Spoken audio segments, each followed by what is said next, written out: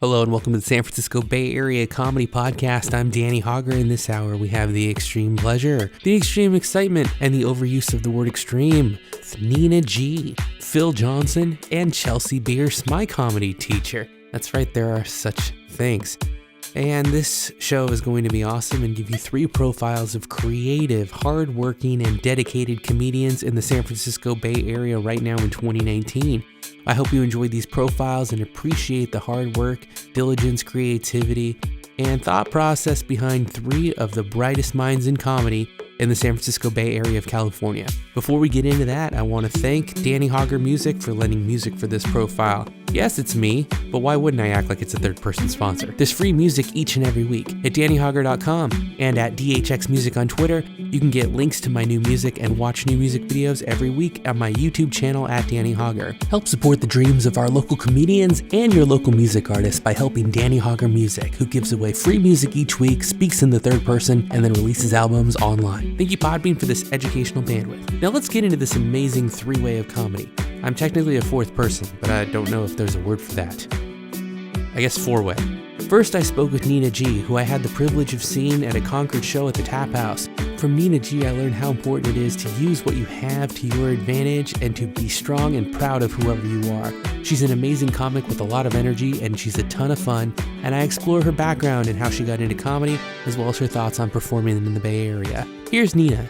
All right, welcome to an exciting edition of Danny Hauger's East Bay Comedians Podcast. It's so great to be with you. Hope you're doing great and enjoying everything that you're doing. This hour, we'll be spotlighting 4 local comedians in the East Bay of California who are doing a lot with creativity and taking comedy into an art form, taking it all over the state and all over the country too. So really special to have Nina G with me today via a web chat. I went out and saw her last night for the first time and really enjoyed it. Had to have her on the show. She's been featured on NPR, on BBC, Psychology Today, TEDx, multiple daytime talk shows, and from an East Bay roots and lots of different cool things that she's done and writing her book. She'll tell you all about it. But Nina, thank you so much for joining us today on our show. Thanks for having me here. Appreciate it. Yeah, no, it's great. I was really excited last night. Tavis, my friend, who's also a comedian, he called me and said, let's go out to Concord and let's see a show. And it was an hour, before the show started. And I'm like, all right, so pajamas, back in the closet, and let's go out. And had no idea.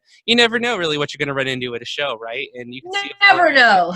Never know. Every night is different and special. And yeah. I just really was impressed, surprised by your set, your story, but also just not even just your comedy, but your view on humanity. The way you presented was so fun, and I felt with you from the very first moment. So I wanted to express that you have a great way with communicating and with bringing an audience along with you. Can you tell us more about your story and how you got started, please? Yeah, I mean, my story goes way back to when I was 4 years old and I became a comedy fan. I am 46, so when I was 4 years old, that is when Steve Martin became very popular.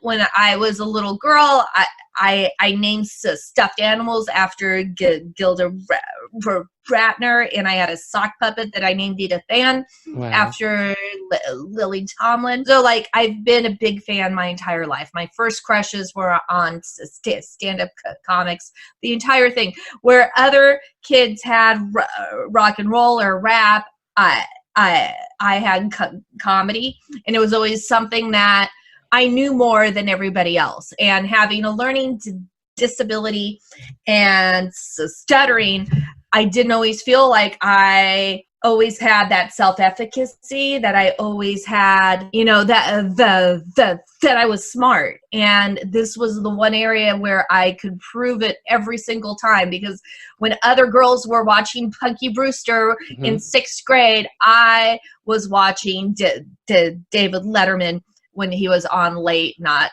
when it was on channel on CBS when it was good. Anyway, it's the nerdum that I had eventually turned into wanting to be a comic, which happened when I was about 11 or 12. I'd start to write jokes, and I called up open mics going into my teen years. Wow! But I never got up on stage. And part of that was that in 1989, when I was doing all this, I never saw anybody like me who's a stutter do stand-up comedy, and I never thought it'd be a possibility. So dream died. Years and years after that, when I am 34, I go to a conference for people who stutter, and it was my second one that I'd been to, but it was my first one in like 20 years. The stutters, it could be me or it could be the internet. But I realized that I wasn't taking up that space, and I was determined to in different parts of my life. And within 6 months, I got up on stage at a dingy open mic. So that is how I got into all of this. In a couple months, it'll be my 10th year. So Wow. I love it. And it's the art form that I prefer. That's so cool. I know that a certain amount of your dedication to watching and appreciating comics growing up contributed to your polish, I think, of the way that you approach your material. Because right away I was like, oh, she knows what she's doing. Like, this is kind of cool. And we've been to like, a few different local events. And like we said, you never know. But I liked how you really seem to be enjoying what you were doing. Like, it comes across as very fun. How much of the fact that laughing makes us feel good and that motivation or motivation from getting a laugh of an audience, how much is that what drives you? And how much of it is just you wanting to do it? I mean, break down kind of your motivation and the why for your comedy. Yeah, I mean, I think there is, once I was talking to a friend of mine who's a comic, and I asked him why he did comedy, and he said he wants the attention. And I said, I don't want attention, I want your soul. Nice. Like, that is what I want from the audience. And when I first started doing comedy, even though I had this very, like kind of wacky, kind of more obscure comedy, like my first letter that I ever wrote to, like, it's my first fan letter, which, back in the old days, you'd have to write it on paper and put it in an envelope. Yeah. It was to Emo Phillips when I was 11 years old, and he sent back an autograph picture. So, like, I love that kind of weird comedy. As I got older, comics who took a more social justice stance were the ones that I really admired. And when I started comedy, I was like, I want to be the white female disabled Paul Mooney. Which, like, I'm so far from that. Like, he is able to express his anger in much more effective and funnier ways than I am. But that was part of it, is that, like, I've learned about life, and I've learned about racism, and I've learned about homophobia from comedy. Sure. And I wanted to do a little bit of that in my own comedy around the disability experience. Yeah. And I think sometimes what happens when you bring social issues into it, especially at someone who is at my humble level, is the audience will clap and they'll applaud, but they won't necessarily laugh. And I think the laughter, to me, is the main thing, is that if you can trick people into hearing your perspective, it's very special. Yeah, I think that's a great way to express it. It's disarming. And it can be done in a way that's off-putting when you talk about serious things. It can be, for some, depending on your approach, it can take people away from the laughter center. We have a friend who was doing her comedy about her situation.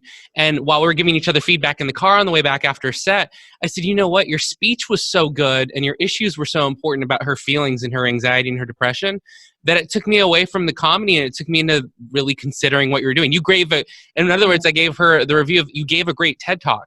And you had me captivated as an audience, but I wasn't in the humor. And I think you captured the humor first and then presented the information. And once you've disarmed us, now we're unwittingly learning and understanding. And that's a beautiful thing. I mean, that is a great thing.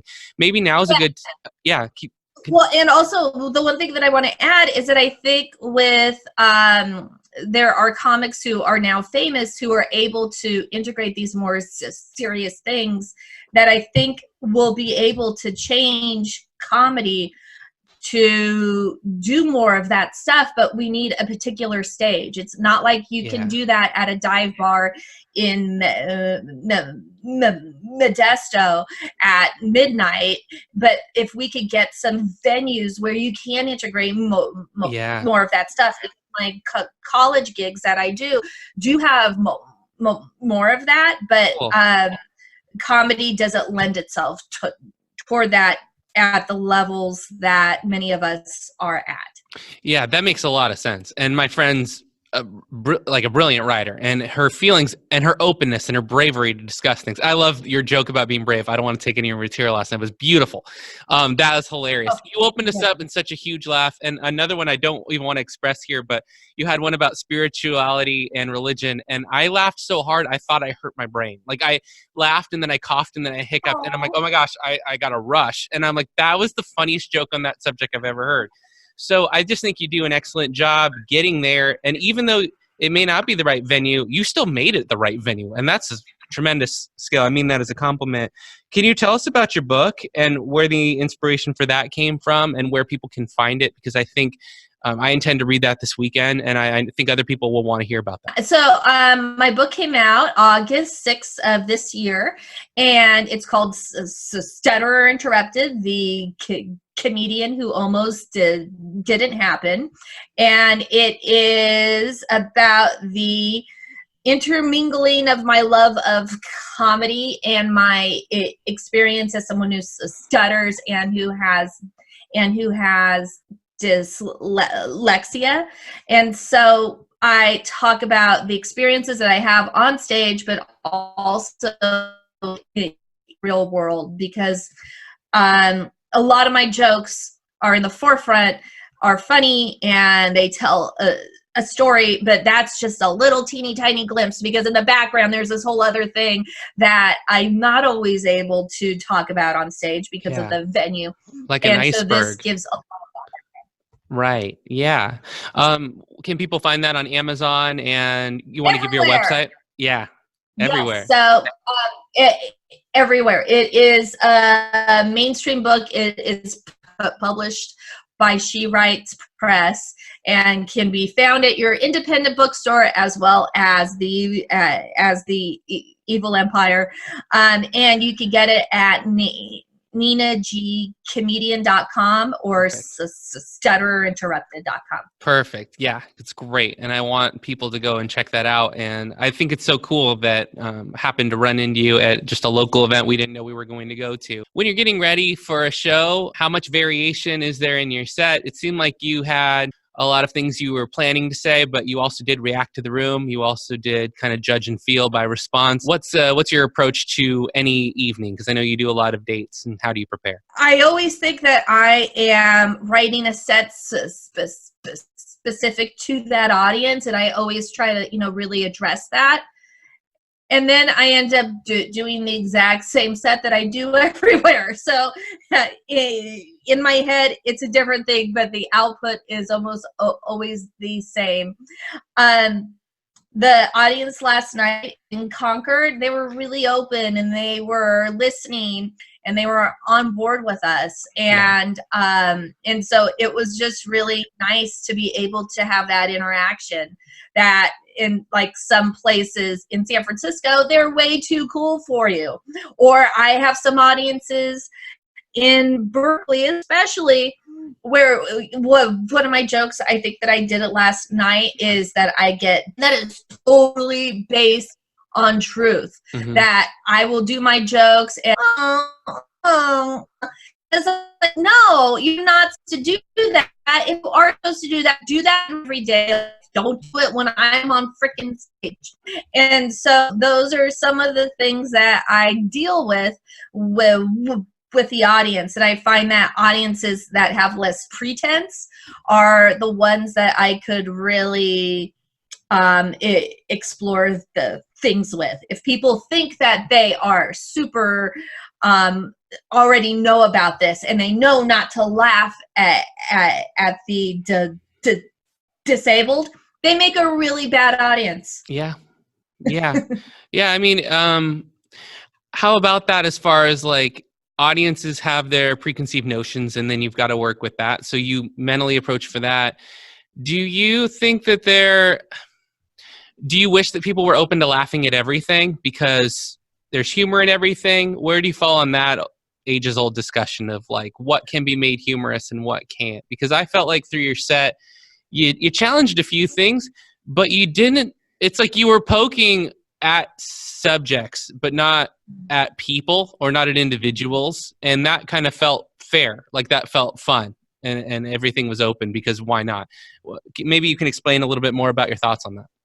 Yeah, I mean, I think there are two ways to think about that. I think one thing is that when I make jokes, they're based on my own experiences. And I think then you have more ownership and people can't say, well, you can't say that. I was like, well, then people shouldn't have done this to me, or they shouldn't have done this in the world. You know, like you don't want me talking about the sexual abuse in the Catholic Church, then let's not have sexual abuse in the Catholic Church. You know, it's like a lot of people think that you shouldn't teach ethnic studies because it's going to teach people to be angry. I was like, well, how about we just not do messed up stuff, and then maybe people and then maybe people won't be so angry. And so that is kind of where I come from on that end. But then also, like, I think Josh Blue talks about taking the piss out of a topic. And I think, you know, taking the piss out of it or putting something down a peg, it's okay as long as it's like an evenness. And I think taking yourself down a peg is a really important thing to do, and to notice when you're being when you're off too. And I think if you do enough of that, you can also poke fun at some other things too. Yeah. Well, I think from a teaching perspective, I really like leveling the floor between desk level and my level of instruction, where we're learning together, we're discussing together. The old model, which I think is transitioning out, was I am above, always correct, always have the answer. You do not. You are subordinate to me. You raise your hand. I think that may be passing, and your comedy seems to reflect that. And I always have stressed in dialogue of history, which can be a subject that can cause people to raise flags and radars and say, we can discuss anything and we can try our best to balance it, because there's always going to be multiple perspectives, at least 2 or 3. So let's see if we can explore and get there. And it doesn't have to change your mind, but it might help you understand. And that is really powerful. Well, and also I think part of that is that what is the intent of it? Because you had someone like Don Rickles who could insult anybody, but his intention was always out of love. Right. And then you have people who don't necessarily insult, but they do comedy, and it's not out of love. And you feel that. And I think that's even true in teaching, is that what is your intent to present this information? That's and I think that comes through. Yeah, that's a great point. Let's localize and then close, because we have a lot we're doing, and I'm so grateful for your time today, Nina, and we'll get your websites out there again one more time.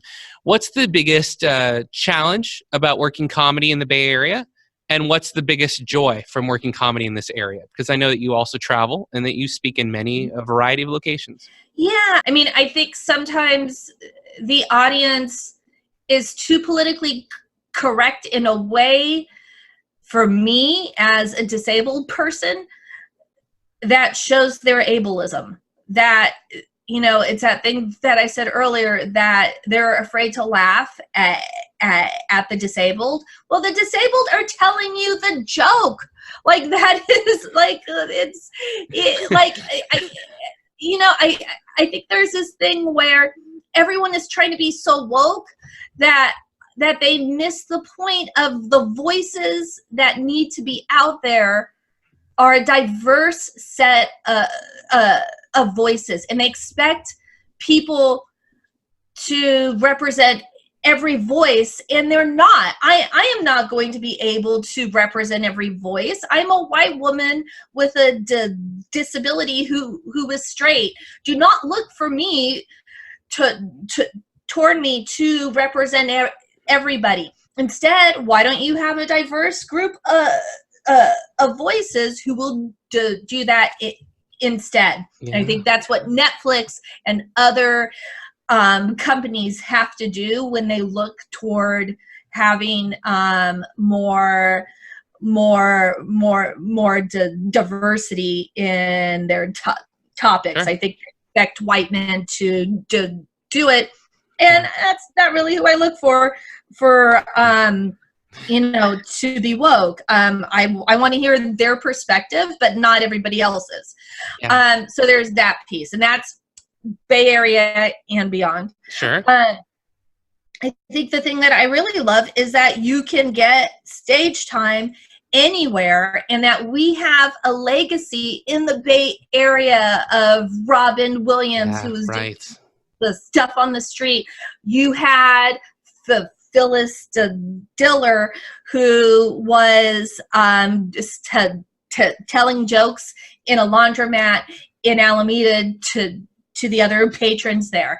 You had the Smothers Brothers, who were at San Jose State and then going to San Francisco, and they filmed, or they recorded their album at the Purple Onion. You had Richard Pryor have his most transformative time in Berkeley. You have Whoopi Goldberg, who also came out of Berkeley. So we have a history that kicks ass, and I think we need to build on that. Very cool, man. Great points, great history, and really great insights from your perspective. I'm so grateful that you take the time. Nina, can you just give us one more time? Where can people find you and find your comedy, please?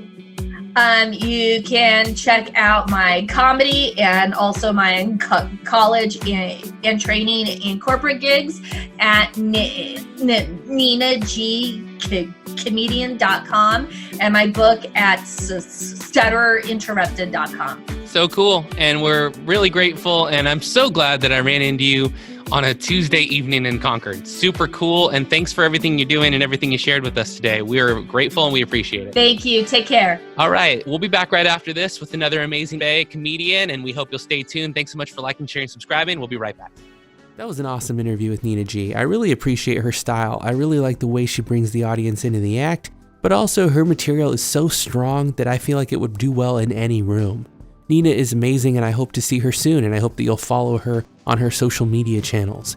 Next up, I had the chance on the following week to see Phil Johnson. Phil's a genius comedian and a brilliant musician as well, and is a multi-talented man with a lot of interests. We connected online, and here's my conversation with Phil.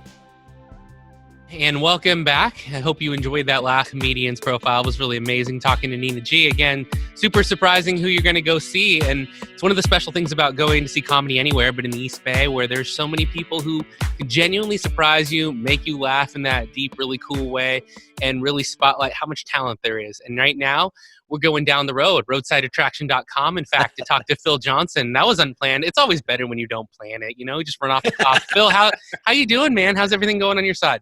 I am good, man. Thanks for having me on. Oh, man, I'm so excited to talk to you because we were really genuinely surprised by seeing you last week. And I know you grew up in the Bay Area. Yep. You love Disney, you love writing, you love music. And we have a lot of things I think that we can chat about. But most of all, you're very funny, man. Thank you. Really enjoyed your performance, your set, your character, your energy. And I don't know, you have like a friendly demeanor about you that put us at ease right away. Can you tell us a little bit about where your comedy comes from and how you got started? Yeah, so comedy was an accident entirely. I have a degree in jazz guitar, and I've been a musician since I was 8. Started with the flute and the piano, and picked up guitar later on, and played a bunch of other things in a songwriter band. 15 years ago now, I wrote a couple of goofy songs that started to connect with people. All I ever wanted to do was be the guitar player in a rock band. That was my only goal. Mm-hmm. And eventually that turned into being the singer guitar player in a rock band, only because I couldn't find a singer to work with at the time after I'd disconnected from some guys I was working with. And so I wrote these. I was just dumping stuff onto a 4-track. That's how long ago this was. Dumping stuff onto a 4-track. And a couple of them were funny songs. And I was like, okay, maybe I'll use these as like B-sides or something like that. And I went to a music conference in Vegas that my mentor was putting on. And just one night we were sitting around the pool, a bunch of us just playing the songs for each other. And I played a song called Whale Blubber, which is a love song. And of course it is. And the next day, everybody was like, oh my God, we can't get that Whale Blubber song out of our head. They're like, you should be doing that, the funny thing. And I was like, nah. That's B-side stuff. You know, I'm a serious songwriter. Yeah. Yeah. And then, but they were like, no, seriously. And then my mentor started sort of pushing me in that direction after hearing some of the other songs. And I had the band put back together. I was fronting the band, but I was also doing solo gigs. And during the solo gigs, I was just making jokes between songs in the song introductions and things like that. And I liked that idea of getting laughs. And finally, somebody invited me to do a comedy music themed show in San Francisco at a place called the Hyena Theater that doesn't exist anymore. Okay. So I did that, and I still have the recording from that show, and it's cringy. I can't even, I thought it was amazing, but I was like, ooh, but the MC of that show was a lady named Lynn Ruth Miller, and Lynn, she was at the time 72 years old and getting started in her comedy career, and she's very funny. She lives in London now, and she's doing it in the UK and doing great. I just talked to her recently. Great. And she said, oh, I need a guitar player for my act. Do you want to come play guitar for me? I was like, yeah, okay, cool. I was open to anything at that point. Yeah. So I started playing guitar for her, and she had this song where I was playing Anarchy in the UK by the Sex Pistols. She was singing it and throwing lingerie at the crowd. It was hilarious. Yeah. I can already see that working. Yeah, it was great. So we were doing that, and then people started to hear that I had some material because she would tell them. And they started offering me sets, and then it just kind of snowballed from there. Because they were like, oh, can you do 7 minutes? I was like, man, I did 4 hours last weekend with my band. And then you find out how long 7 minutes is. Speaking minutes. On a comedy stage. And so it was a learning curve, and I caught a lot of flack from the traditionalists who were like, guitar comic, you're not a real comic. So I learned how to do stand-up along the way. I've always loved stand-up, never thought I'd be doing it. Mm-hmm. And then it just kind of snowballed from there. It opened up a lot of new venues that I couldn't play as an original musician, it just kind of went from there and became a whole new aspect of the career. That's pretty cool. Check out his Twitter at Roadside Phil. And what's amazing about you, and one of the things that I liked about you, is that your music was good. It wasn't that the comedy was first and you're like hacking a guitar. I'm like, no, this guy's trained, and I can see it right away. And also you can sing well. And it's kind of cool what you were saying about your openness to do whatever at the moment of like advance, right? Because my background's in broadcasting. So I think the same thing when Chelsea in our comedy class, Chelsea Bearce is talking about, get 5 minutes, get 6. I'm like, but I did a 4-hour show. Like I know how to go. But knowing how to go and fill time is not the same as carrying an audience and carrying laughter. Yeah, not at all. So it's funny. I like that we have kind of that thing in common. And I would wonder if you were thinking of your comedy Mount Rushmore, who like two people would be? Because I'm not going to ask you for the full, complete, definite 4 or 5. But who do you think are like 2 of the influences? Because you mentioned you like stand-up and you enjoyed it. You never thought you'd be doing it. Who are some of the people who you really love? Yeah, I mean, as a kid, like Robin Williams was my guy for sure. I could recite Live at the Met. Evening at the Met, Night at the Met, I can't even remember the name of the album, but I know all the material. Yeah. But that's hard because he doesn't have his pacing, his freneticness. To know that material says a lot. Right. Which is funny because as a comic, I always wanted that kind of energy and pacing on stage, and I've tried to do it, and I can't pull it off. For some reason, my character, especially in the last 4 or 5 years, had to bring it down a little bit, has had to be a little less smiley on stage, has had to be a little less energetic on stage to carry at least the current material that I'm doing. So the picture of Robin in my head is always kind of what I wanted to be, but ended up being, I guess, more myself, which is a good thing. But what were you finding out about the too smiley and too friendly? What was going on there? What was that development like? What did you learn?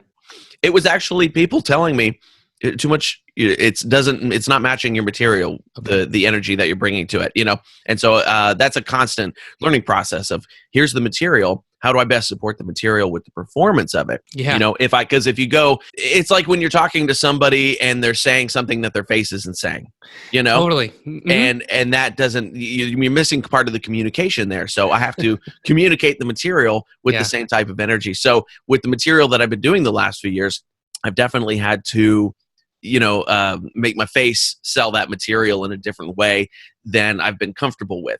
Although sometimes I see like a Stephen Wright or somebody like that, and I go, man, I wish I could just be that low energy on stage some nights. Totally. And you wonder, it's almost like different people are on a sliding scale of what rules apply to which characters and which personality. So that's kind of neat. You're continuing to develop and adapt. You've got a lot of dates coming up, and you're going different places and you're moving all over. I wonder, and you can plug those in a little bit if you want, but working in the East Bay and coming from the Bay Area, what is your favorite thing about working Bay Area gigs, and what is the biggest challenge? Because I know you have to do a lot of driving and travel. Could you express that for me? Yeah, and I'm a San Jose guy, so I'm a little more South Bay than East Bay, but I play all over the country and whatever. But the best thing about playing the Bay Area is that there's a lot of shows, and there's always some stage time to get somewhere if you're out hustling for it. I think what's challenging about the Bay Area, and I'm definitely not the only person, it's something that you don't necessarily notice until you get out of the Bay Area. I have friends that now started working nationally, and they come back to the Bay Area, and Bay Area audiences can be nervous. They can be tricky in that they're always on guard for you to say something wrong or slightly wrong, or that they'll take it wrong, or something like that. And that's not everywhere. There are some places that are not like that at all. Right. And then there's other places where they're very on guard, depending on who it is. If they see you as safe going up, then they're more likely to hang on board with you. If they don't see you as safe going up, then they're less likely to hang on board with you, And I have a joke, I have a bit about babies that I do, and as part of it, I say, I talk about how we don't have kids, my girl and I. But if we did have kids, we would have a half Asian baby. And I'm about to go into a complimentary bit about half Asian babies. Correct. By the way. Yeah. And there was one night I got on stage, and it was a place in Oakland, and I said, if my girlfriend and I had a baby, we would have a half Asian baby. And just all I got was one lady in the audience who just went, no. Really? And I was like, all right. What was your response? Actually, yeah, that's how genetics works, but yeah, so it was just there's that kind of stuff to deal with. But I mean, in general, there's a ton of good shows in the Bay Area. There's a lot of good audiences, but there are certain places where the audiences are very on guard and waiting, kind of not waiting for you to say something wrong, but they're looking out for it, I wonder what it is, because it's a sense of when you start a show, that important pace setter or the host, whoever it is. Yeah. It's almost an expectation, like you're getting a new teacher at the start of a semester, and is this going to be pain or pleasure? What are we in for? Yeah. But I don't know, man. You only get a chance to see someone for the first time once, and from the time you got up there, first it was clear you had plenty prepared, and you had plenty of different directions you could go. You played with the audience a ton and flowed in a very fun way. That was multiple times I'm like, this is getting to be too much from this one particular audience member. And does he know that if he shuts him down completely, he might need this guy? And you kind of kept him along and here, fun together, all of us. Right. I'm like, that's brilliant that he didn't dismiss him. Because at some point I'm like, all right, dude, every joke you have a comment, that particular guy was, I don't get heckled a lot, and he wasn't heckling. It was the kind of show where you kind of expect those things to happen. If that was a club with 250 people in it, I might have shut him down quicker. But it was a small room. There was only a few of us there. Yeah. I was there to work out some stuff, which actually I completely forgot to do the material I'd planned on doing that night. But that guy was fun, and he wasn't being malicious about what he was doing. He did have a comment for everything. Yeah. But I mean, as it turned out, you never know who's in the audience, because that guy wanted my business card after, and he said, I've got a friend on a show who might want to talk to you. There was this, he said, I really like what you did. I want to make a connection for you. So whether that pans out or not, who knows? But yeah. So it paid for me to not shut that guy down. That's super cool. Yeah, it's super cool. But that's what I really liked about your set, is how fun it was. I laughed at a lot of stuff really hard, but even the stuff I wasn't laughing at, I was thinking about and enjoying, and that's that's really cool. It's lots of good vibes. What are you doing soon, and what are you looking forward to that's upcoming in your life? I know you've got music stuff going on, you've got teaching going on. What do you want to plug, and what do you want people to know about what you're doing? So the big thing that we're working on is we're getting my 4th special filmed, and we're filming. There was a big mess. I filmed a couple of shows in San Diego in August that were phenomenal shows, and then the guy in charge of the filming and audio screwed it up big time. So we are instead filming 3 or 4 shows up here in the Bay Area. We've got 1 in the can already. We're filming 3 more in January and February, and that's the show's called Burning Sensation. And it's going to be out in spring 2020. And right now, I've got two of my previous specials are on Amazon Prime. My first special is only available through my website if you sign up on the email list, because I keep that one for the real fans of the 05 special.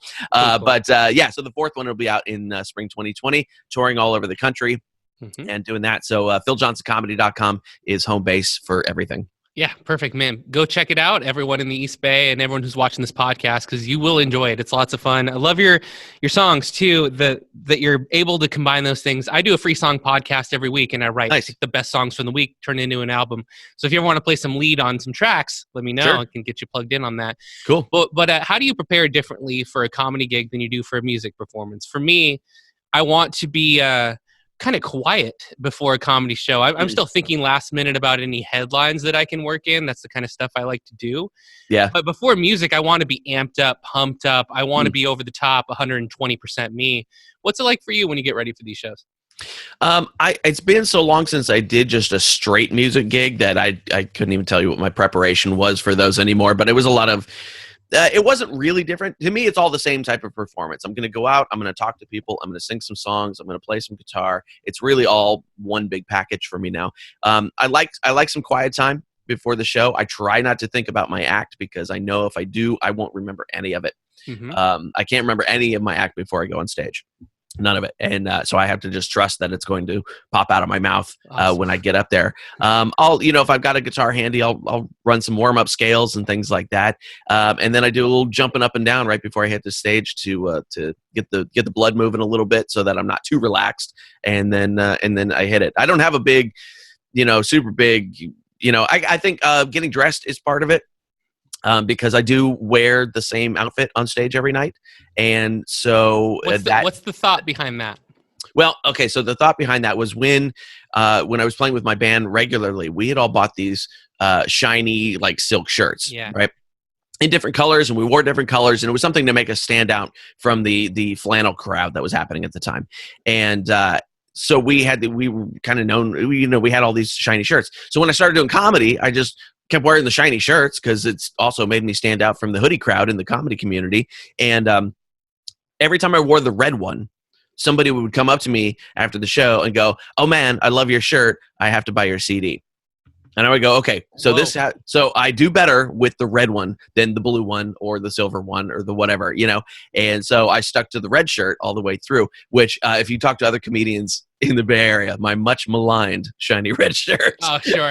Here's this guy. Yeah, I was like, with the shirt. Okay. And then, so over the last, year and a half or so, I added a leather jacket to the outfit, only because the material that I'm doing now has a little more of a cutting edge to it.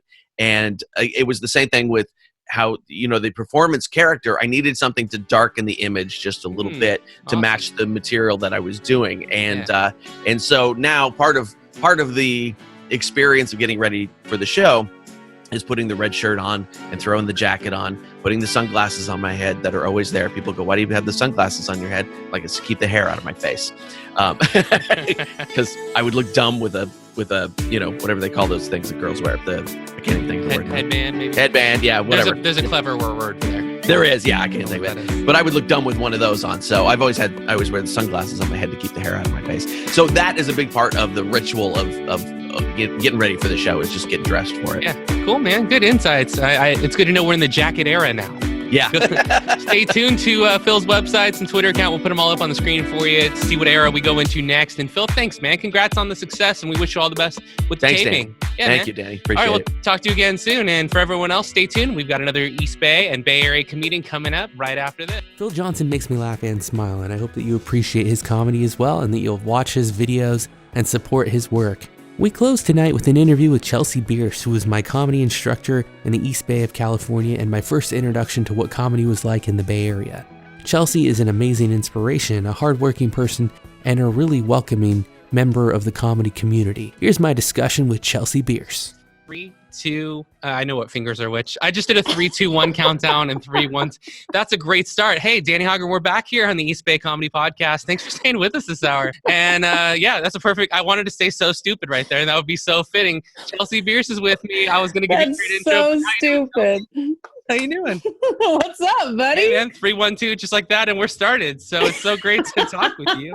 So I took Chelsea's comedy class at Mount Diablo Adult Ed, which helped at Pleasant Hill Middle, and it's about to roll over again.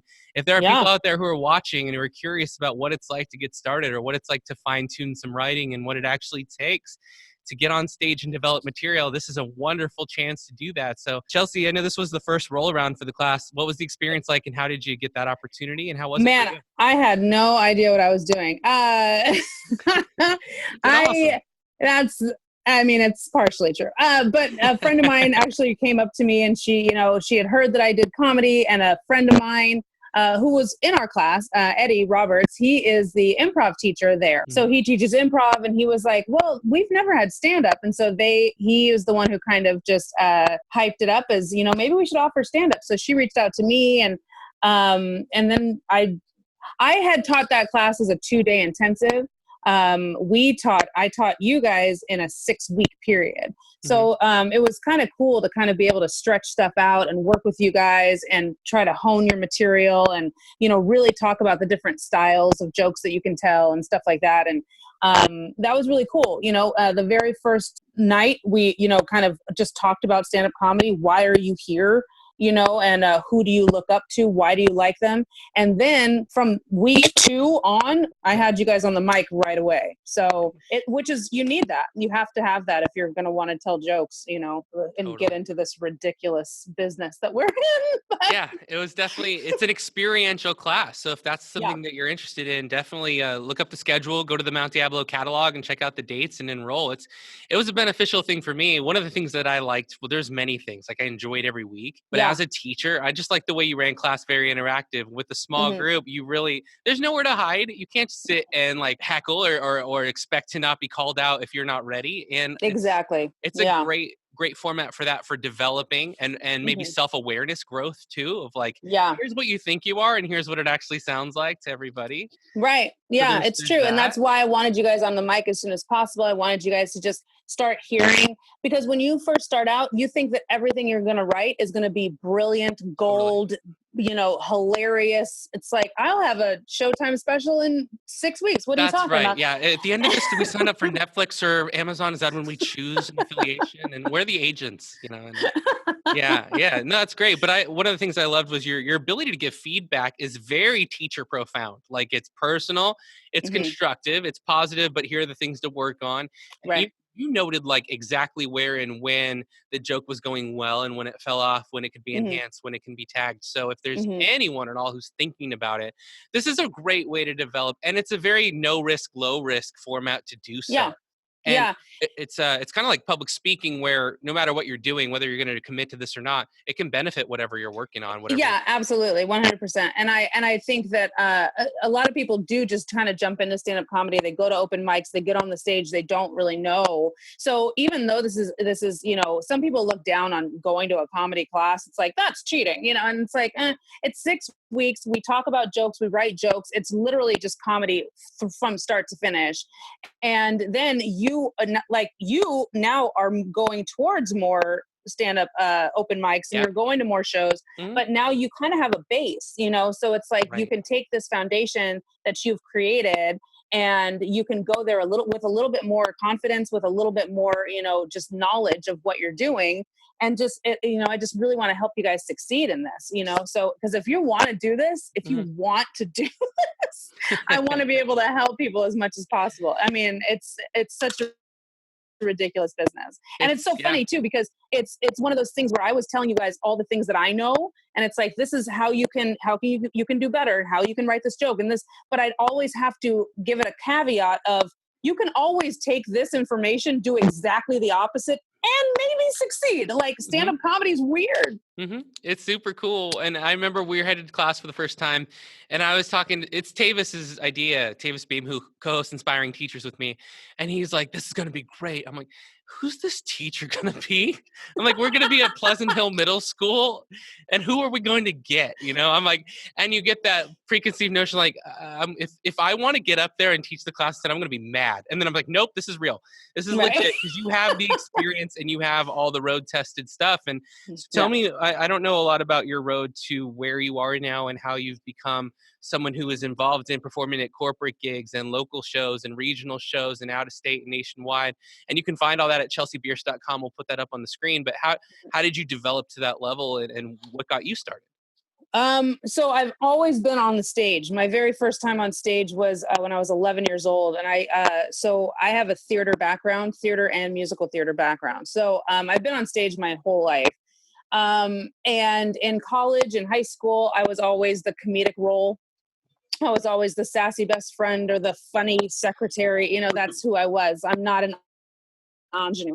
So I was always that role. In college, one of my professors, who was my director multiple times, offered a class called comedic performance. And I was like, oh, well, I know how to do that. So I just thought it was an easy A. And so I signed up for comedic performance and we get in there and it's being co-taught by a stand-up comedian and this professor. And he said on the first day, you know, like, this is stand-up comedy. The final is going to be 10 minutes of your own material at the Ice House in Pasadena. And half the class dropped out. They did not come back the second day. Wow. So I found that out and I saw that happen and I was like, well, they're scared of it, so I'm going to do it. And that my first time on stage was 10 minutes at the Ice House for my final. And I got off stage and I felt a rush like I had never felt before in my life. And I was like, that's what I want to do. That's because growing up watching stand-up comedy, I would watch stand-up comedy with my dad. I would watch Monty Python. I would watch Firesign Theater. Like, I'm big with sketch, with stand-up. But it was always like, those guys are supposed to do that, you know, and I didn't really have too many people that I could look up to, you know, women of color or anything like that, where I was like, you know, you can do this. So I didn't think that I was allowed, for lack of a better term, to do this. So then when I got off stage at the Ice House, you know, in college, I was like, that's what I want to do. So then I just hit up everything that I could in LA. And then 2 years later, I moved to New York and I was in Manhattan for 5 years. Wow. And I was doing stand-up throughout. I was doing theater and all that. And doing stand-up in New York, that's like dog years, because it's like, it's so condensed and it's so many people, so many clubs. You can do a lot. So, so then I did 5 years there. I moved back to the Bay Area and now this is going into my 5th year in the Bay Area. But that was a new thing. I'm from the San Francisco Bay Area originally, but I had to reinvent myself as the comedian Chelsea Bearce in the Bay Area because they hadn't seen that yet. LA had, New York had, but SF had not. So I had to come back and start on square one. Yeah, that's pretty big as far as redefining, and you learn in a fast-paced environment in New York. What are like some strengths or advantages or things you enjoy about performing in the Bay? And then what are the challenges unique to this region that you've seen having traveled and played many, many venues? So I think the Bay Area is one of the most encouraging and it feels like an inside club. Like, it feels like we're a group, like a family of the comedians that I know in the Bay Area that I choose to work with.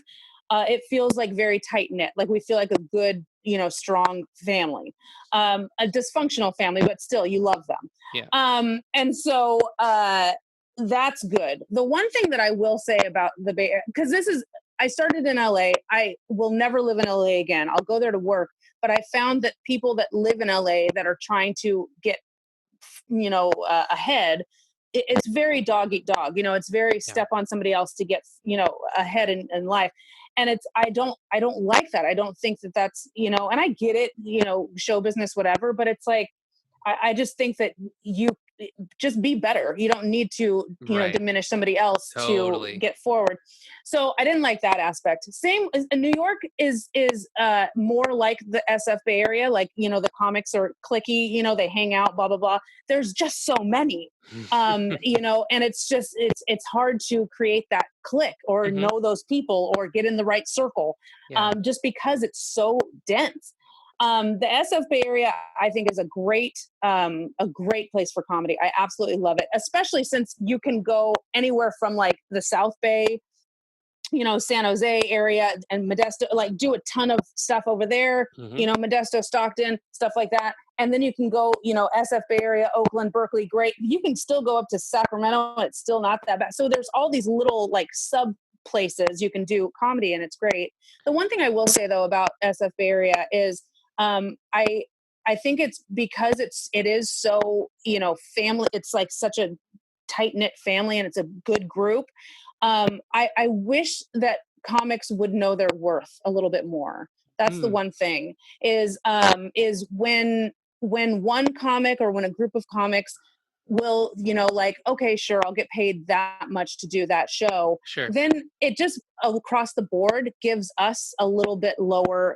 I don't want people to diminish what we do in our craft. Totally. And I think that we what we do, it is an art. It does take skill. And we need to get paid for that. Just because we're up there talking does not mean that this job is not as important or not as difficult as other jobs that you see in the arts, so that's the one thing that I would say. I think that's a great point. When I lived in Orange County for 7 years, I saw a lot of the same thing with broadcasters or musicians who are looking to break out as well, willing to work for zero all the time, hurts everyone.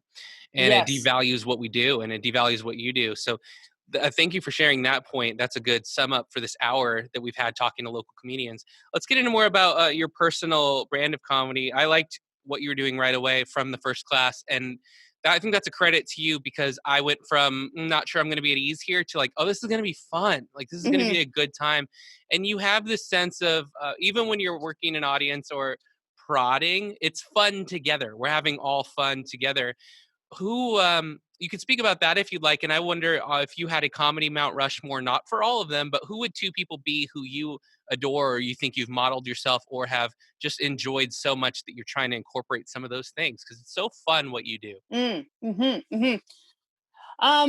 So this is going to be a range. Sure. But there's a comedian because what I do is, as much as the comics that you see do crowd work, quote unquote crowd work, where we talk to the audience, riff, do stuff like that. It's still not good to be considered a crowd work comic just because then bookers and clubs and producers and stuff will see that and they see that as a risk as opposed to, being the surefire thing of like, these are written, well-told jokes, you know what I mean? So even if you are a very good crowd work comic, you still have to have, an arsenal of jokes that you can just, spout off and rattle off, having crowd work is great, but it is easy to kind of settle into, but you just don't want to be labeled that. That being said, one of my favorite people to work with, he's a national headliner. He won the San Francisco International Comedy Competition. He has a dry bar coming out next year. His name is Miles Weber, and him and I tour a lot together. We kind of riff off of each other. And we also started a thing called tag team comedy where it's the two of us on stage at the same time with two mics. Awesome. And so that's really, really fun. So I like working with him because we make each other work harder and we help each other become better comics. So I really like working with him, not just because I like watching him work, but because he makes me work as well. And I love that. Cool. One of the classics, one of my favorite stand-up comics who I will look up to for the rest of my life is Eddie Izzard. I absolutely love him to death. I love his delivery. I love everything about him. I saw him on Broadway when I lived in New York, and I started crying, and I gave him a hug, and I said, "You're one of the reasons I got into stand-up comedy." And we took a picture. I mean, it was one of the best moments of my life. And then there's another comic based out of New York, who is a Black female, and she is so hilarious. And I've worked with her multiple times, and she's starting to get bigger.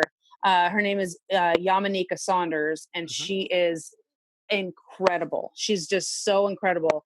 And it's cool because I have gotten to see her grow. And she was incredible when I first met her, and that was when I was new.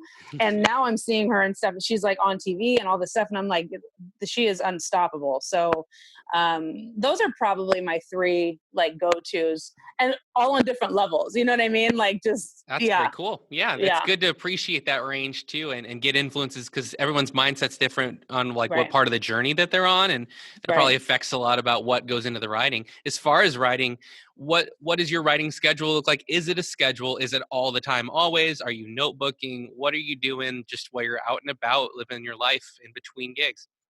Yeah. Writing schedules are definitely hard to keep, and it's so easy to just push them to the side and later. But for me, I definitely have an ongoing list in my purse. I have one on my phone at all times. And like right now, I'm starting to work in more material about my kid and being a mom, just trying to work out more me happening to me stuff, like, stuff just about who I am. And so, but I also know that I can work that clean. And working clean is such a huge plus in stand-up comedy.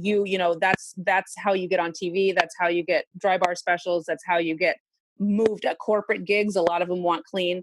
So I figure if I'm talking about being a mom and my kid, I'm not going to just litter that one with F words, so it's like,